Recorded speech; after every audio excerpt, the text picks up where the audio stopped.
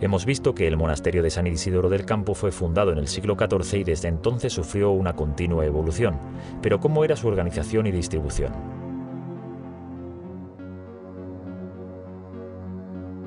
Al llegar al monasterio nos encontramos con el Patio de los Naranjos. A esta explanada se abrían la iglesia, la botica y la procuraduría. Y en ella se situó el cementerio de los monjes cistercienses y después el de Santiponce, sacralizándose el lugar con una cruz colocada sobre una columna romana traída de Itálica.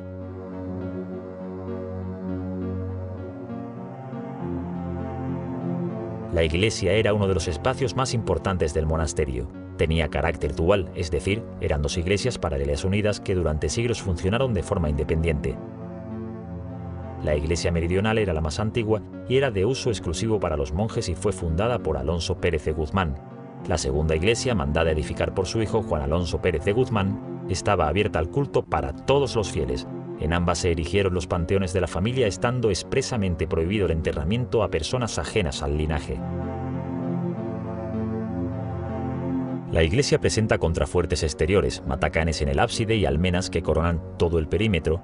El acceso actual se realiza desde el citado Patio de los Naranjos a través de una portada mudéjar en el lateral de la segunda iglesia, que se construyó a finales del siglo XV. Ambas iglesias poseen una sola nave con 3 tramos cubiertas con bóvedas de crucería y cabeceras con ábsides poligonales. Las iglesias se reformaron profundamente en los siglos XVII y XVIII, como puede observarse en su aspecto actual.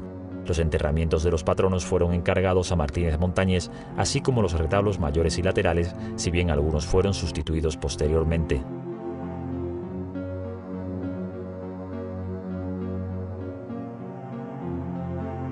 También del siglo XVII es el coro, que se encuentra en el extremo opuesto al presbiterio de la iglesia monacal. En esta zona se realizaban las oraciones comunitarias, dedicándose a ellas 7 horas diurnas y una nocturna. El número de sillas del coro estaba relacionado con el número de monjes que poseía el monasterio y mostraba su importancia y riqueza.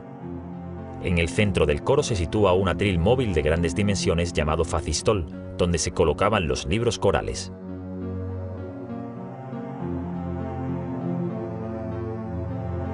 El claustro es un patio rectangular que presenta a su alrededor una galería porticada con arcos sustentados por pilares. Es un espacio abierto que se utilizaba como lugar de meditación, lectura y expansión.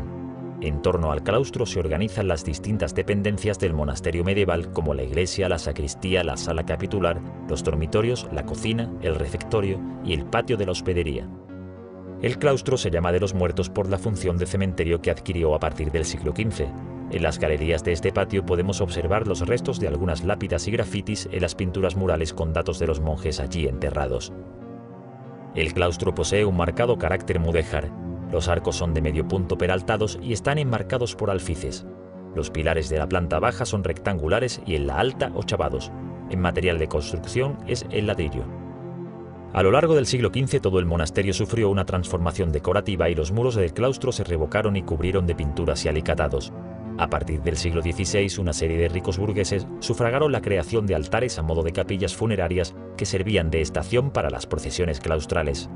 Sobre este claustro se levanta una espadaña, pues estaba prohibido por la regla construir torres campanarios. Su estructura sufrió una primera reforma en el siglo XV y en el XVIII adquiere la apariencia clasicista actual, con 4 vanos en el primer cuerpo. Las campanas marcaban el ritmo de la vida en el monasterio, convocando a misa, al coro o al dormitorio.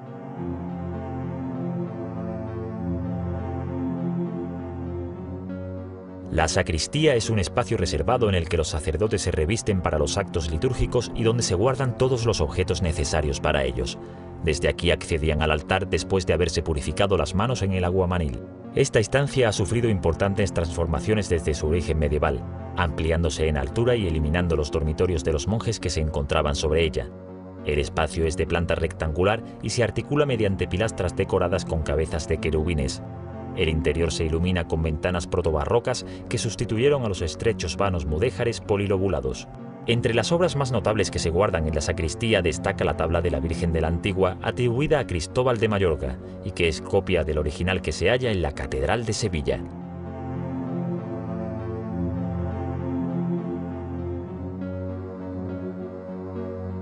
La sala capitular es uno de los espacios más importantes en la vida del monasterio.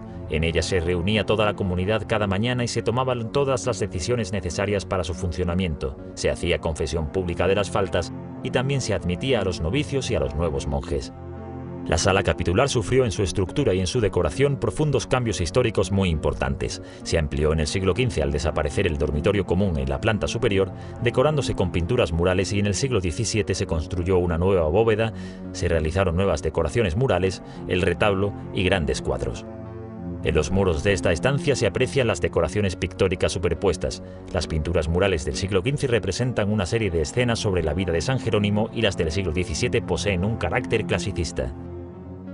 En el extremo de la sala capitular se abre una pequeña capilla llamada del Reservado, que fue completamente reformada en el año 1636 con pinturas barrocas y con el retablo de Santa Ana realizado por Martínez Montañés.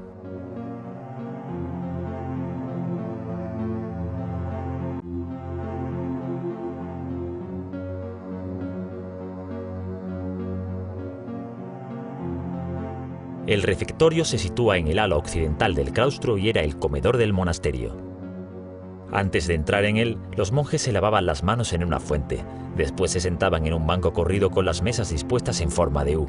El alimento estaba ya servido y después de bendecir la mesa tomaban asiento y no comían hasta que el prior descubría el pan. Uno de los monjes leía, mientras el resto comía en silencio pan, legumbres y excepcionalmente pescado. La estancia está cubierta con bóvedas de crucería y sobre los muros se realizó entre 1473 y 1492 todo un programa pictórico.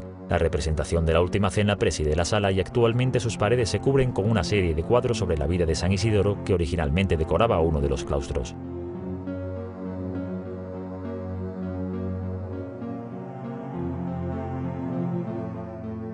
El claustro o patio de los evangelistas está situado a los pies de la iglesia y recibe también el nombre de patio de la hospedería, que estaba compuesta por diversas estancias reservadas a los peregrinos, a los clérigos que venían de visita o a los nobles y patronos.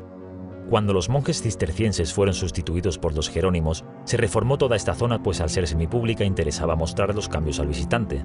Entre las actuaciones destacan las pinturas murales que cubrieron todas las estancias, que fueron realizadas entre los años 1431 y 1436. En ellas se va alternando figuras de santos con motivos mudéjares.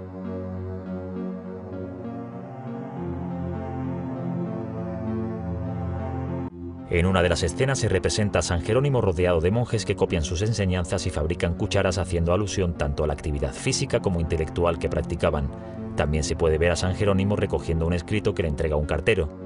La carta fue redactada por Lucinio Bético, un italicense que mantuvo correspondencia con el santo, y de este modo se pretendía justificar la presencia de los monjes jerónimos en un monasterio cisterciense. También se han conservado restos de la representación del árbol de la vida, en la que aparece un barco que navega por un mar agitado acechado por unos monstruos que simbolizan los pecados capitales. En el barco hay un árbol en cuya copa se representan a varios religiosos, al papa y a algunos nobles junto al rey. El tronco es roído por dos ratas que representan el tiempo o las enfermedades. A la derecha de la composición aparece un ángel con gesto protector y a la izquierda la muerte con un arco cazando a los personajes de la copa del árbol.